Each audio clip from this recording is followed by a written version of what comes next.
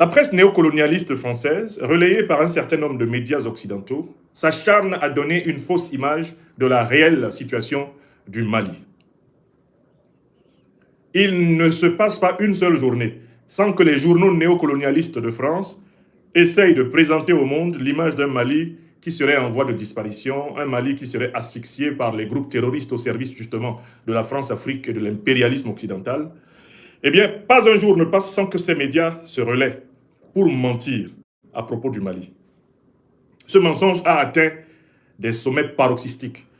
Et malgré les dispositions fermes que les autorités maliennes et plus largement les autorités de l'Alliance des États du Sahel ont prises pour empêcher que ce mensonge ne vienne de près ou de loin entacher le moral de nos populations au Sahel, il n'en reste pas moins que ces médias continuent à mentir sur le Mali, à mentir sur le Sahel, à mentir sur l'Afrique, là-bas en Occident, intoxiquant les opinions françaises, européennes, américaines et asiatiques, bref, intoxiquant les opinions non sahéliennes auxquelles ces médias ont donc accès à propos de la réalité sahélienne, de la réalité malienne.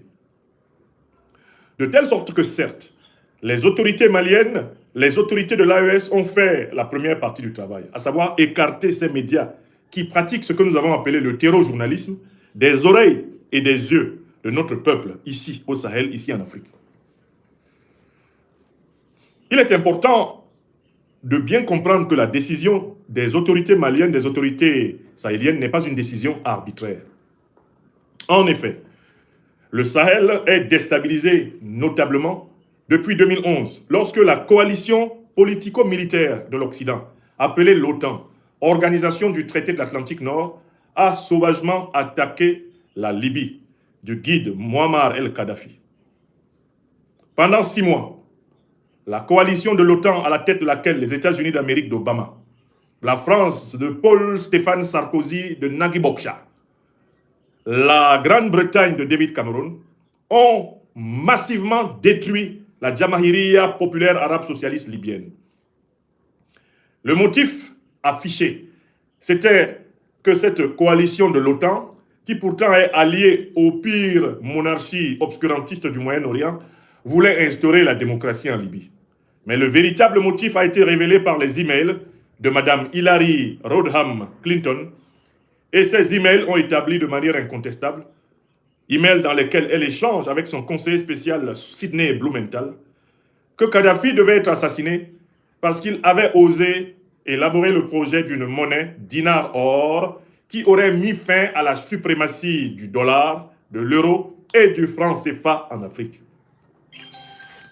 C'est pour sauver la domination du pétrodollar, c'est pour sauver la domination occidentale en Afrique que le camarade Muammar el-Kadhafi, qui était à la tête du pays le plus prospère du continent africain, a été assassiné par la coalition occidentale.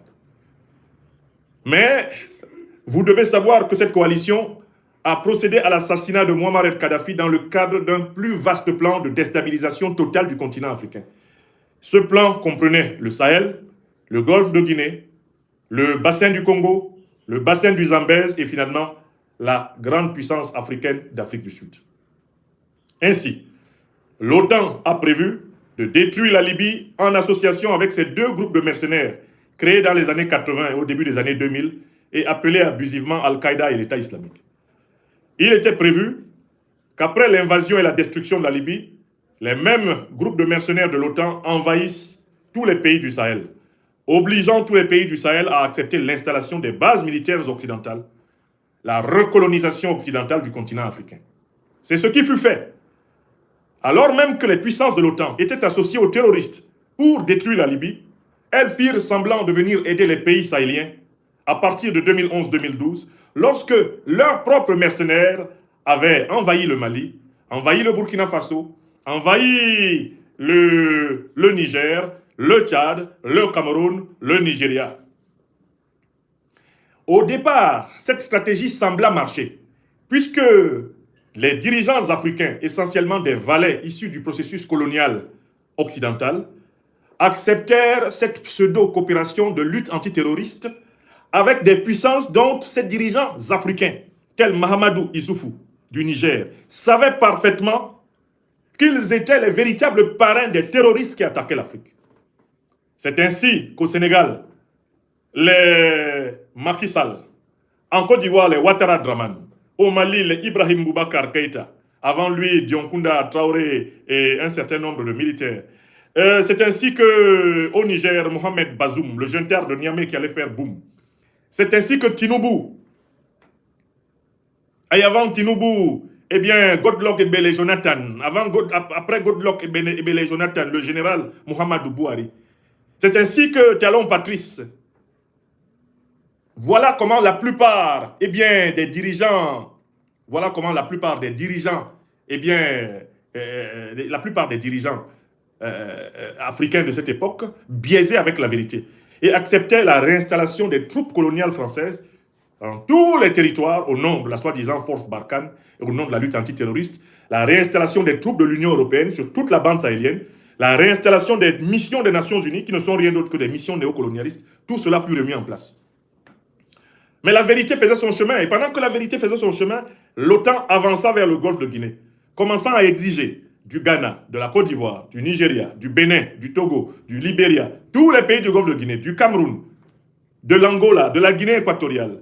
Tous ces pays furent sommés d'accepter des bases militaires américaines, d'accepter des bases militaires occidentales et d'accepter la circulation libre des troupes occidentales dans leur territoire. Or, ce sont les mêmes troupes occidentales qui larguaient des armes à la disposition des groupes terroristes, donnaient des munitions à la disposition des groupes terroristes, donnaient de l'argent frais à la disposition des groupes terroristes, donnaient du renseignement satellitaire à la disposition des groupes terroristes. Ce sont les mêmes groupes qui organisaient l'exfiltration des chefs terroristes en difficulté et qui les faisaient mettre à l'abri, soit au Moyen-Orient, soit en Algérie, soit en Mauritanie, soit en Côte d'Ivoire, soit aujourd'hui, comme on le voit, au Bénin ou au Nigeria. Les mêmes puissances qui prétendaient aider le Sahel à combattre le terrorisme, les puissances de l'OTAN, l'Union européenne, l'ONU, étaient les mêmes puissances qui s'assuraient de la progression des terroristes du nord vers le sud. On ne s'arrêta pas là. On renforça l'emprise sur le bassin du Congo avec une attaque sauvage, non pas simplement contre la République centrafricaine, mais contre la République démocratique du Congo. C'est l'OTAN qui arma activement le Rwanda et l'Ouganda afin que ceux-ci dépêchassent des milices criminelles comme celle du M23 à l'intérieur du territoire congolais afin de s'assurer le pillage des ressources faramineuses de la patrie de Patrice Lumumba. C'est la même OTAN qui projeta ses mercenaires d'Al-Qaïda et de l'État islamique sur les flancs du Mozambique, dans la province immensément riche en pétrole et en gaz de Cabo Delgado, où subitement apparurent des gens qui prétendaient vouloir islamiser les Mozambicains.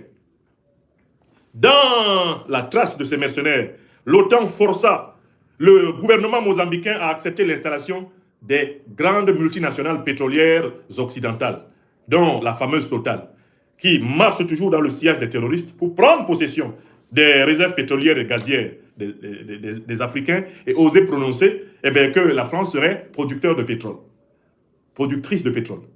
Tous ces gens-là ont pour intention, au final, d'attaquer l'Afrique du Sud, qui est le premier producteur d'or du continent, et ainsi de s'assurer une suprématie totale sur l'Afrique, selon la stratégie de l'ordre par le chaos. Le problème, c'est qu'un jour au Mali, un jour de 2020 au Mali, apparurent au sommet du pays des officiers qui avaient combattu ce plan dans le nord de leur propre pays.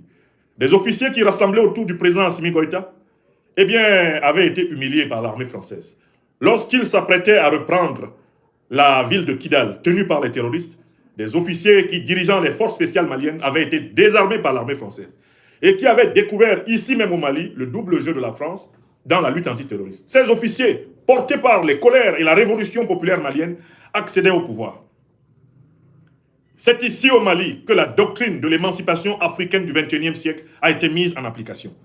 Car le président Assimi Goïta et ses compagnons, d'ailleurs au prix d'une rectification de la révolution malienne en 2021, déposant le collabo, colonel Bandao, le président Assimi Goïta et ses compagnons mirent en place une nouvelle doctrine. Cette doctrine s'appelle la trilogie. La trilogie. Premièrement, la politique au Mali a pour but la défense de la souveraineté malienne. Deuxièmement, le Mali est libre de choisir ses partenaires stratégiques sur le plan international. Il ne se soumet plus aux oukases de qui que ce soit. Et puis, troisièmement, la politique au Mali a pour but la défense des intérêts vitaux du peuple malien. cette doctrine de la trilogie assimi-goïtienne, appliquée ici au Mali, avait les conséquences suivantes. L'armée française fut renvoyée chez elle. L'armée de l'ONU renvoyée chez elle. L'armée américaine renvoyée chez elle. Les armées européennes renvoyées chez elle. Pourquoi? Mais parce que l'armée française, les armées européennes, américaines, étaient étroitement complices des organisations terroristes qui ont attaqué la Libye et par conséquent qui ont attaqué le Mali et le Sahel. Ici au Mali, à partir du président Assimi Goïta et de ses compagnons du Mali Koura, il n'était plus question de combattre le terrorisme en s'appuyant sur les puissances qui l'ont créé, qui l'ont armé, qui le renseignent, qui le financent et qui le médiatisent. On en veut au Mali d'avoir mené une politique de vérité, de justice et de solidarité vraie qui a ouvert les yeux à tout le Sahel. Car c'est l'exemple malien qui va être suivi par le Burkina Faso, avec l'émergence le 30 septembre 2022 de la véritable révolution populaire progressiste de Burkina Faso, incarnée par Sankara II, le président Ibrahim Traoré.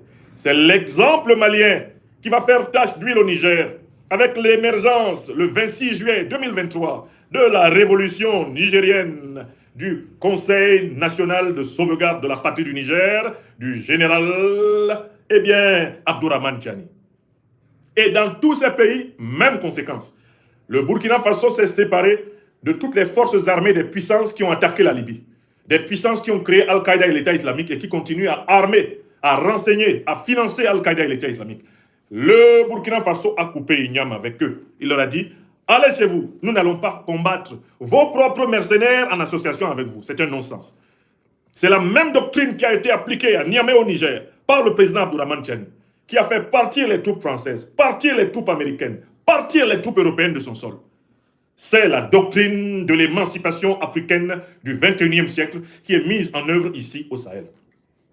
On en veut au Mali parce que le Mali est le cerveau initial et originel. Le Mali est la racine. Le Mali est le lieu où la graine de la nouvelle libération africaine a germé. Alors, vous comprendrez pourquoi les impérialistes et les néocolonialistes occidentaux et leurs supports terroristes concentrent leurs pires coups contre le Mali. C'est sur le Mali qu'ils testent leur méchanceté avant de l'étendre à tous les Africains dans cette région sahélienne. Pendant qu'ils sont donc en train de s'acharner contre le Mali et que le Mali résiste victorieusement, ce Mali dont ils disaient qu'il ne tiendrait pas, même pas un mois, n'est-ce pas? Écoutons ce que leurs supports disaient quand la révolution malienne était en train de décoller. Monsieur Ouattara, venez ici avec votre ami Boubou Cissé. Dites-nous ce que vous avez dit quand la révolution malienne commençait. Combien de temps ça allait durer?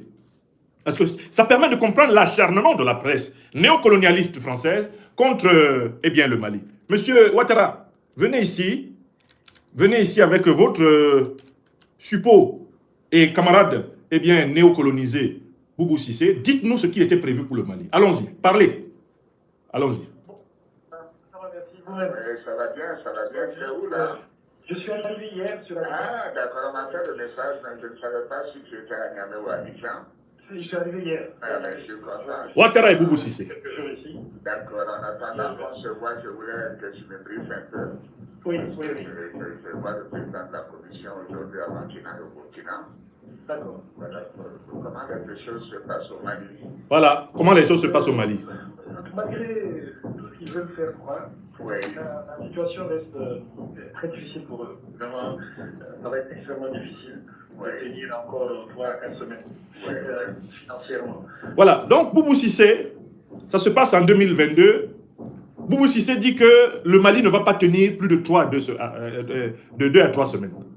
Que de 2 à 3 semaines, le Mali va s'effondrer. C'était 2022. On est en quelle année? On est en 2026. Le Mali s'est-il effondré? Non.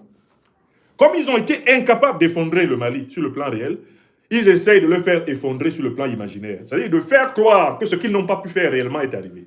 Écoutons Ouattara, comment il parlait de ça. Donc, la pression, elle est vraiment là, elle est réelle, elle monte. Oui. Économiquement, les prix ont flambé. Oui. Les denrées alimentaires, c'est difficile aujourd'hui de se procurer du riz, à un prix normal, du sucre, tout ce qui est ciment aussi. Donc vous comprenez, le plan pour que le Mali s'effondre, c'était de l'asphyxier économiquement, de faire mourir le peuple malien de faim. Actuellement, est-ce que le peuple malien meurt de faim? C'est faux. Le peuple malien résiste et vit. Hier, je vous ai donné une petite démonstration, n'est-ce pas? Je suis allé dans Bamako et je vous ai montré la quantité d'oranges qu'on peut avoir pour 2000 francs CFA. La quantité d'oranges qu'on peut avoir, j'ai juste pris les oranges. Quand la saison des mangues va commencer ici, je vais ressortir. D'accord? Eux, ils avaient prévu que le Mali crève de faim. Que les Maliennes et les Maliens disparaissent, faute d'avoir pu manger même une seule fois par jour. La suite, continuez à parler aux méchants. A été affecté. Même la main-d'œuvre commence à se plaindre un peu parce que les gens ne travaillent pas. Donc, il s'agissait d'empêcher les Maliens de travailler. Boubou Cissé, continuez. Je pense qu'ils ont beaucoup de pression. Mais moi, j'essaye de gérer ça. Voilà, c'est le contraire. Donc, Alassane Ouattara et Boubou Cissé se réjouissent que le Mali ait des problèmes. Et ils disent que les problèmes du Mali vont s'aggraver. C'était ça le projet. Allons-y. Mais c'est vraiment, on voit qu'ils n'ont pas d'économistes parmi eux, quoi. C'est ça. Ils vont un peu Voilà quelqu'un qui n'a rien produit en dehors de sa thèse de doctorat, qui se lit en moins d'une heure 30 de temps à l'université de Pennsylvanie. Il n'a rien produit en théorie économique, lui, Ouattara. Et il dit que le Mali n'a pas d'économiste. Bon, voilà. Vous prédisiez qu'en 2-3 semaines, le Mali va tomber. Vous prétendez être économiste, formé au FMI et à la Banque mondiale. On est 4 ans plus tard. On est 4 ans plus tard. Vous disiez ça en 2022. On est en 2026. Le Mali n'est pas tombé. Qui a raison et qui est véritable économiste? Alouseni, c'est nous, le ministre de l'économie du Mali, ou Ouattara Draman, qui se contente de surendetter la Côte d'Ivoire et de s'en mettre plein les fouines avec sa bande de voleurs à la tête de la Côte d'Ivoire. Qui est économiste? Vous voyez? Écoutez-les. 40% sont vicieux financés par l'extérieur. Ouais. Ils pourront payer un salaire 1 ou 2 mois, mais c'est tout après. Alassane Draman Ouattara, soi-disant donc détenteur d'un doctorat en économie de l'université de Pennsylvanie, dit que le Mali ne pourra pas tenir plus de 2 mois de paiement de salaire. Il l'a dit en 2022, de manière empirique et expérimentale. Nous sommes en 2026, 4 ans plus tard. Est-ce que Ouattara mérite un doctorat? Est-ce que quelqu'un qui a un taux de prévision et d'anticipation rationnelle aussi nul mérite même le grade de docteur? Alassane Ouattara, le voilà en train de dire que le Mali ne peut pas payer plus de 2 mois de salaire. Le Mali a payé plus de 4 ans de salaire. Depuis que Ouattara a dit ça. Est-ce que le doctorat de Ouattara est valable?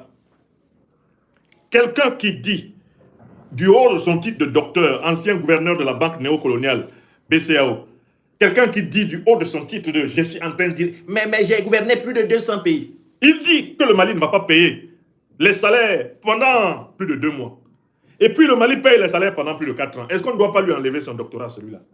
Est-ce que l'université de Pennsylvanie ne doit pas rappeler Ouattara pour lui dire « venez ici, déposez ça là, c'est bon. Ne citez plus jamais notre nom ». Un économiste, quelqu'un qui a fait de longues études, au moins 7 ans d'études supérieures, pour avoir un doctorat, qui prédit qu'un pays ne pourra pas payer ses salaires dans les 2 mois à venir, et il est démenti pendant 4 ans. Est-ce qu'on peut le prendre encore au sérieux? Est-ce qu'un type comme ça mérite de faire valoir un quelconque grade en économie? Non.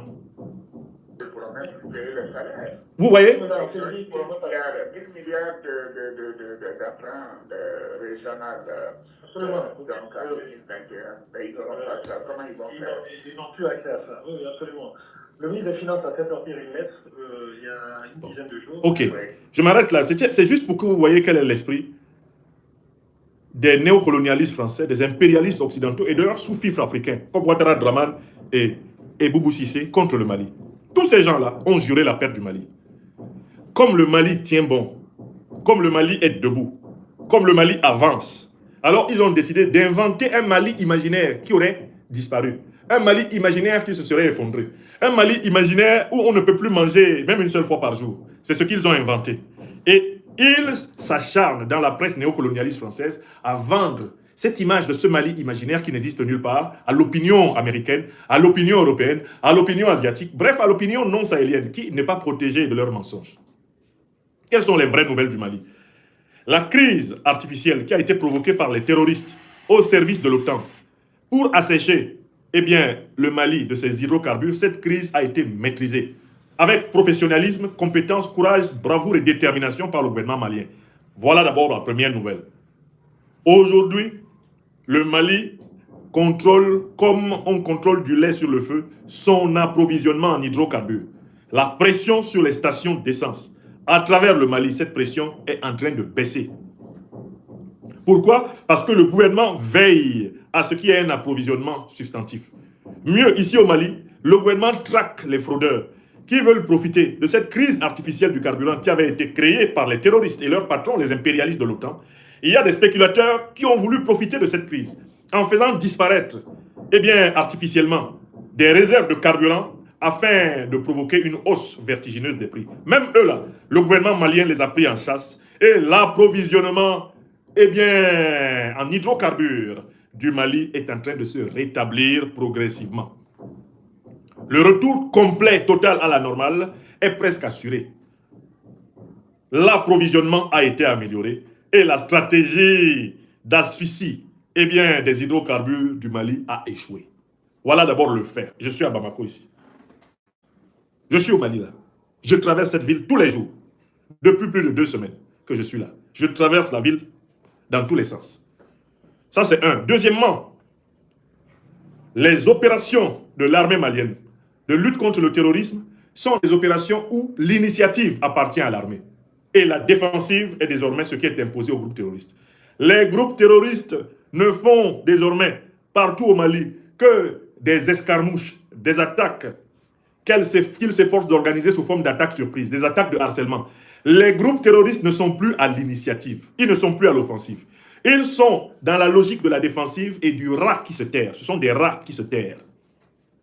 Ici au Mali, les terroristes fuient et l'armée les suit. La direction c'est terroristes, abolis, et puis l'armée est derrière eux. Par définition, le terroriste c'est un aboli là, c'est un fuyard. Et l'armée est une poursuivante. Alors que pendant très longtemps, dans ce Mali-là, notamment entre 2012 et 2020-2021, l'armée était assaillie par les terroristes. La population était assaillie par les terroristes. Maintenant, c'est les terroristes qui sont assaillis par l'armée. Ils sont pourchassés tous les jours dans leur retranchement. Ils tentent des opérations sporadiques, puis ils s'en vont se cacher dans leurs trous où l'armée les trouve et les écrase. Partout sur le territoire malien, l'initiative appartient aux forces armées maliennes. L'initiative n'appartient plus aux terroristes ici.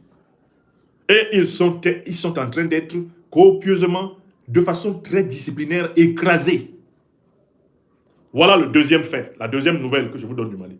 Troisième nouvelle, le président Assimi Goïta et ses compagnons déroulent le programme de développement du Mali. Renforcement de l'outil de défense, nationalisation des ressources stratégiques, augmentation des recettes de l'État, investissement dans l'industrialisation. Le président Assimi Goïta et ses compagnons marchent courageusement dans cette direction. Ils ont contribué au renforcement de l'Alliance des États du Sahel. Ils ont transmis la présidence de la Confédération de l'Alliance des États du Sahel sous nos yeux, ici à Bamako, au Burkina Faso du président Ibrahim Traoré. Et cette confédération a le vent en poupe. Elle a la meilleure armée unifiée du continent africain. Elle a la meilleure banque d'investissement internationale du continent africain. Elle est basée ici, à Bamako. Cette confédération-là a la meilleure diplomatie du continent. Cette confédération s'est dotée d'un système de communication, d'une chaîne de radio-télévision qui va centraliser ces informations et doper la médiatisation de ces actes. Elle est au travail. Donc, le Mali, le vrai Mali, le Mali réel, est au travail. Le Mali réel, il vit. Je ne dis pas qu'il n'y a pas de difficultés. Je ne dis pas que les populations ne sont pas confrontées à des situations difficiles. C'est incontournable en temps de guerre. C'est incontournable après 65 ans, 70 ans de prédation continuelle sous couvert d'indépendance. C'est incontournable. Mais ce pays-là, il n'est pas ce qu'on vous dit dans le Nouvel Obs à Paris. Il n'est pas ce qu'on vous dit sur RFI. Il n'est pas ce qu'on vous dit sur France 24. Il n'est pas ce qu'on vous dit sur TV5. Ces médias sont des menteurs qui répandent en réalité le poison des renseignements généraux français, lesquels ont reçu l'ordre de tout faire pour que le Mali soit déstabilisé, parce que le Mali est le point de départ de la prise de conscience révolutionnaire africaine du XXIe siècle. Voilà la vérité. Ici au Mali, les populations sont au travail. Le peuple malien travaille. Ce n'est pas un peuple paresseux du tout. C'est un peuple laborieux. Les gens font leurs affaires. Les femmes avec les bébés au dos se lèvent tôt le matin pour aller acheter, vendre, pour aller cultiver dans tout le pays. Les jeunes hommes d'affaires avec leurs petites et moyennes entreprises, petites et moyennes industries travaillent. Les Maliens sont industrieux. Ce ne sont pas des gens qui attendent que le miracle vienne les trouver. Ils ne sont pas passéistes, ce ne sont pas des quiétistes. C'est un peuple persévérant. Et l'autre bonne nouvelle que je voudrais vous donner, c'est que l'intoxication occidentale, l'intoxication impérialiste n'a pas gagné. Le Mali a gagné la bataille médiatique contre la France-Afrique. Les conversations que j'ai avec les Maliens de toutes les couches populaires montrent que le degré de connaissance de la nature de l'ennemi est très élevé. Les Maliennes et les Maliens savent que c'est l'OTAN qui est derrière Al-Qaïda et l'État islamique. Que ce sont les néocolonialistes français qui sont derrière Al-Qaïda et l'État islamique. À partir du moment où c'est clair dans la tête des Maliens, depuis le village, en passant par la ville jusqu'au diaspora, les Maliens sont unis et soudés derrière leurs dirigeants. Attention, je n'ai pas dit qu'il n'y a pas de problème. Je n'ai pas dit qu'il n'y a pas, ça et là, des choses qui doivent être bien sûr améliorées. Par exemple, nous devons combattre ici, à Bamako, eh bien, la question de l'insalubrité publique. Parce que chaque fois que le pays est soumis à cette pression criminelle, il y a certains aspects qui eh bien, ne sont plus des priorités et qui reculent encore légèrement ou substantiellement. Il y a des choses qu'il faut faire, des choses que nous avons eh bien, à aider le gouvernement à réaliser, vers les jeunes, vers les femmes, vers les étudiants, vers les enseignants. Il y a des choses à faire. Il ne faut pas qu'on dise que j'ai dit que le Mali était le château de Tounderten-Tronk dans le conte philosophique de Voltaire intitulé Candide. Je n'ai pas dit cela. Ce n'est pas le meilleur des mondes possibles. Nous, ici, sommes conscients que le gouvernement travaille courageusement, que le gouvernement est au service de sa population, qu'il fait face à des difficultés, mais il y fait face honnêtement, sincèrement et avec courage. L'amélioration du pays doit continuer. Et c'est cela le travail politique, c'est cela l'engagement. Reconnaître ce qui ne va pas et travailler. Mais le Mali qu'on veut vous présenter à Paris, le Mali qu'on veut vous présenter dans RFI, dans France 24, le Mali qu'on veut vous présenter dans BBC, dans La Voix de l'Amérique, dans la Deutsche Welle, le Mali là, il n'existe pas. Le vrai Mali dans lequel nous on est là, il vit, il est debout. Les Maliennes et les Maliens sont déterminés. Ils peuvent avoir des désaccords entre eux, hein. Mais quand tu touches au Mali, comme Mali, ils sont unis comme un seul homme. Pourquoi? Parce que la communication politique gouvernementale est une communication de vérité, de sincérité, et elle touche en profondeur la société. D'autant plus que, bon, dans ce pays, ils ont l'avantage de pouvoir parler à tout le monde dans la langue qu'ils comprennent le mieux. Le Bambara, par exemple, qui est une langue donc officielle, est une langue qui permet au gouvernement de s'adresser à toutes les fibres de l'intelligence malienne. Voilà. Donc tout le monde sait qui attaque le Mali. Avant, les néocolonialistes français, les impérialistes occidentaux profitaient de l'ignorance des masses populaires sur la nature réelle de la déstabilisation. Maintenant là, ce que je vous ai expliqué, eh bien le Malien lambda, le Wotrotigi, le Diabatigi, le Malien lambda, la Malienne lambda, savent que c'est une tentative de recolonisation de notre continent qui leur vaut, eh bien, l'adversité. Et cela a décuplé leur sens de l'honneur. Parce que ici, il y a un sens de l'honneur qui est très prononcé. Quand les gens savent qui les attaquent, même s'ils peuvent critiquer tel ou tel aspect de la politique du gouvernement, ils sont derrière le gouvernement. Et c'est cela l'état d'esprit des Maliens. Les Maliens disent, c'est pas facile, mais nous préférons un gouvernement qui nous dit la vérité, qui lutte avec nous et qui lutte pour nous, à un gouvernement qui va nous mentir et qui lutte pour les intérêts étrangers.